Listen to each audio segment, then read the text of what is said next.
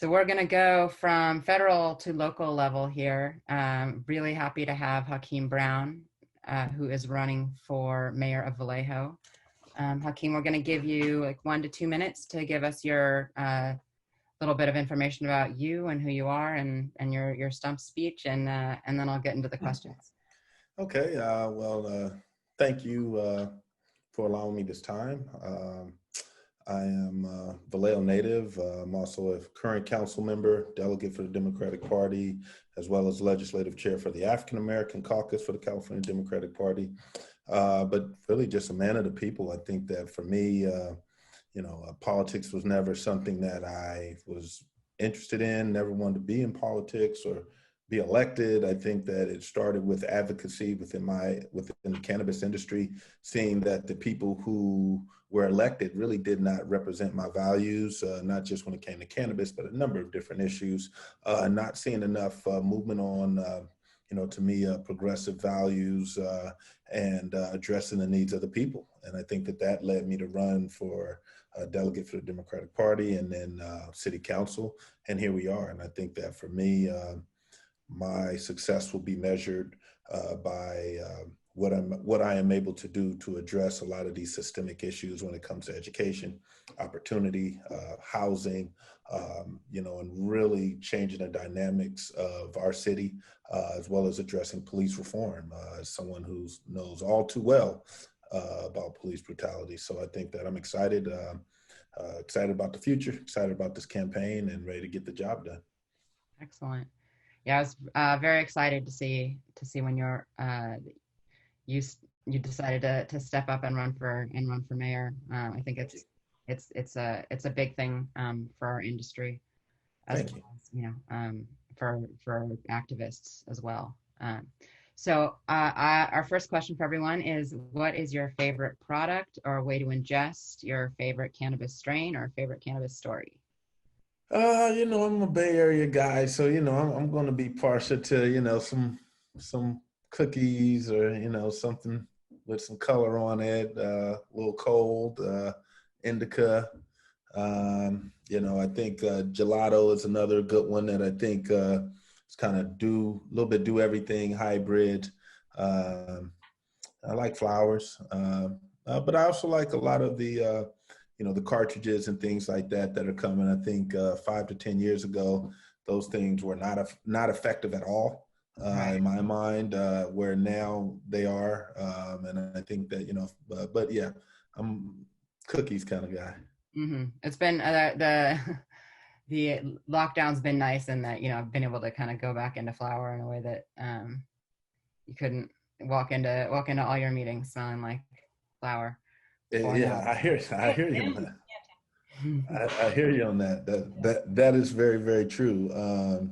And I think overall, that America might need to say that we're getting more production out of people being home and being able to be themselves and take care of themselves. So yeah, exactly. Yeah. It's been a lifesaver for me for anxiety and having a toddler at home. So. Oh, absolutely. I hear you on that. A toddler now. Wow. I know. It was just a newborn. Yeah, wow. He loved you. Yeah, wow.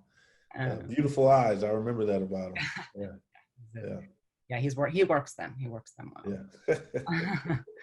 Yeah. So what do you think of the current state of cannabis? Well, I think it's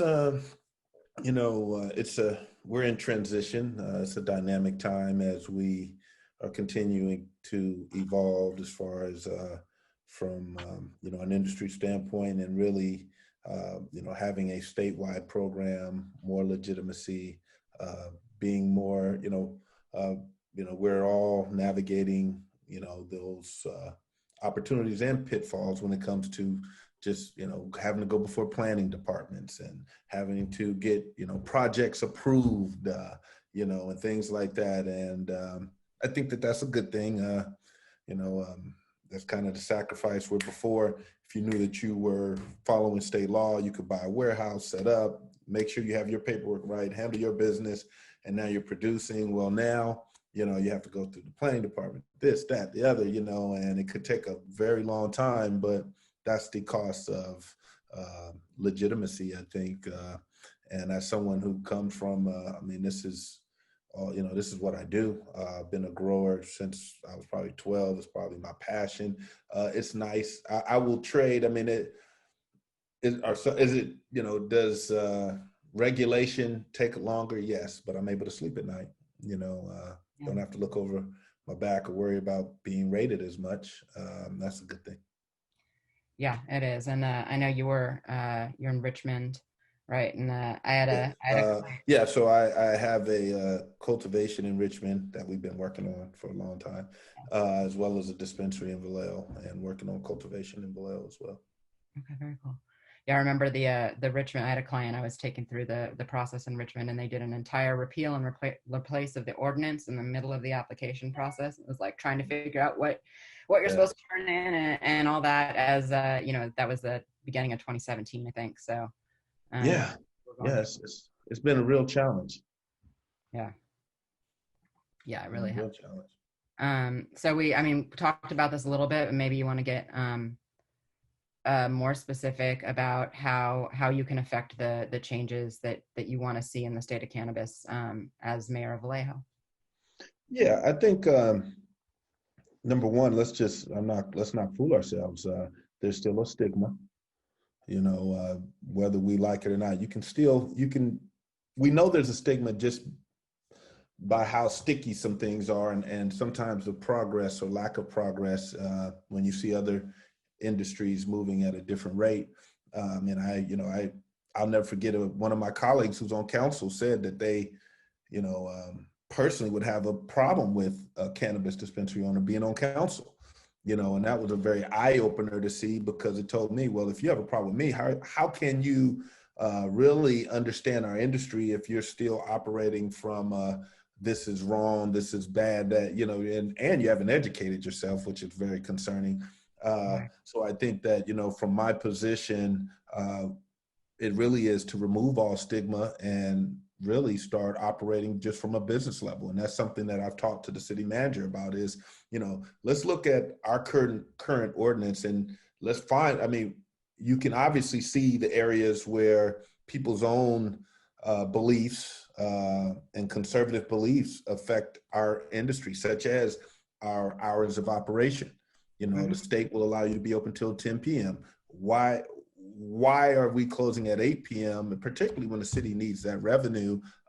Who made that decision and why? And so it's really about removing those stigmas and making sure that we're being treated. I think that, as much as I can, I think leadership starts at the top. Being a mayor, I will definitely be able to point those things out. Make sure that we are treating this industry like any other industry and holding ourselves accountable for it so that we can be successful. Like I said, there's very draconian attitudes towards our industry, even to this day. And I think that people seeing, a dispensary, I could only imagine the effect that, a dispensary owner being on council has on our police department, has on our city manager. I think that I've been able to show that I can hold my own and even excel, and no different than any other dispensary owner or business owner.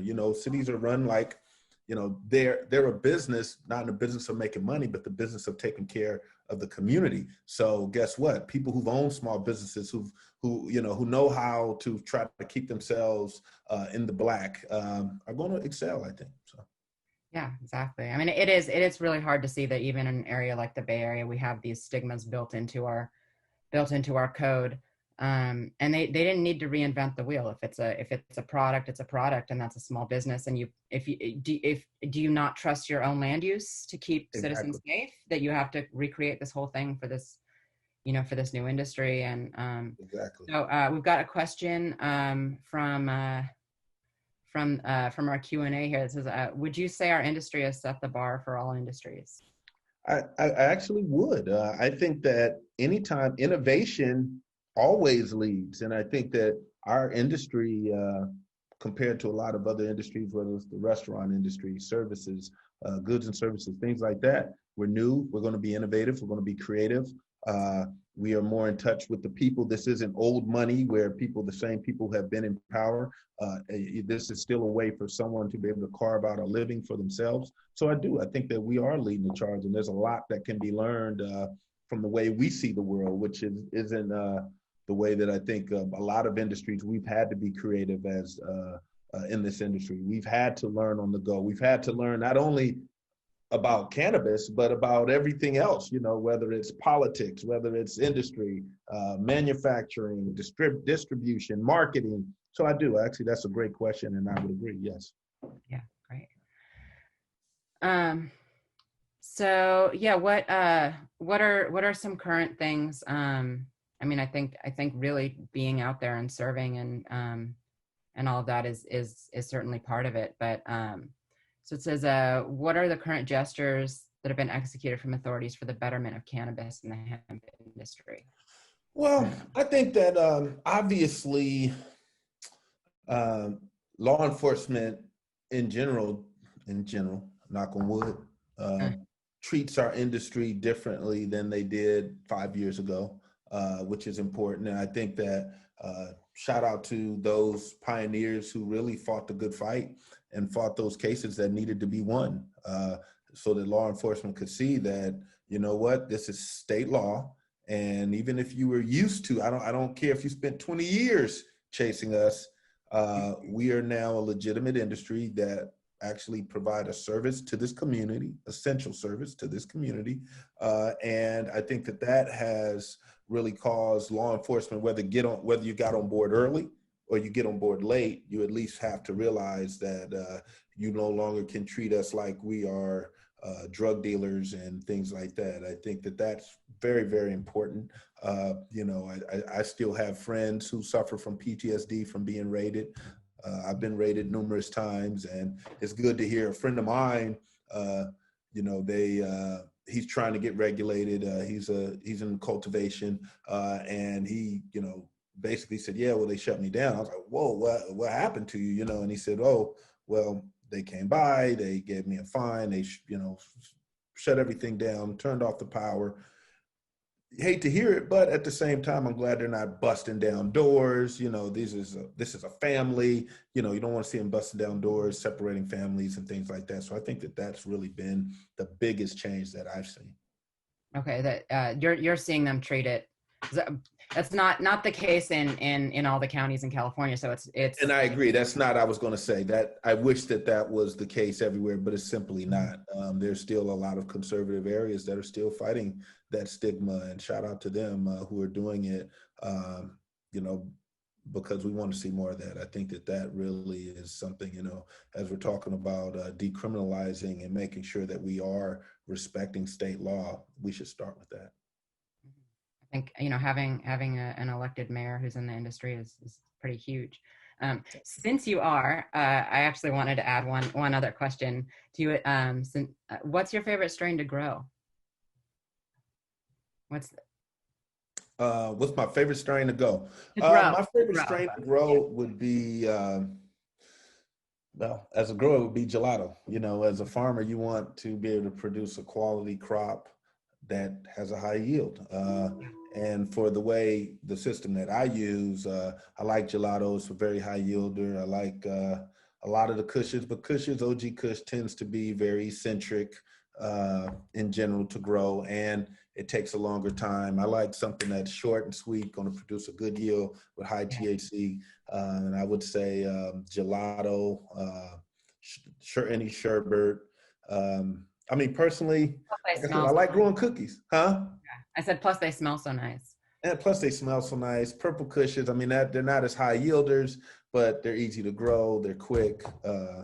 They like dirt and water and sunlight and all those kind of good things. Unlike OGs, which are like this, it's like cats. I don't know if they like it. Are we coming? Are we going? What are we doing here? So, I think that those would be my favorite strains. Cool. All right. Well, thank you so much for being here. If you wanted to maybe take like 30 seconds and say anything that I failed to ask you, and if you would drop your website into the chat so that folks can learn more about you. And yes, I will drop my website into the chat. Just want to tell everyone thank you for tuning in. Thank you as well for putting this on and really educating people. And I do think that, as much as I like sticking to the cannabis industry, we still have to understand and be involved with politics. So I appreciate everyone tuning in. And please pay attention to my race. I think that if I win, I think I will be the first mayor of a mid-major city who is also in this industry, and look forward to really getting a lot of things done and trying to affect change in my corner of the world. Thank you. Yeah, excellent. Thanks for being here, Hakeem.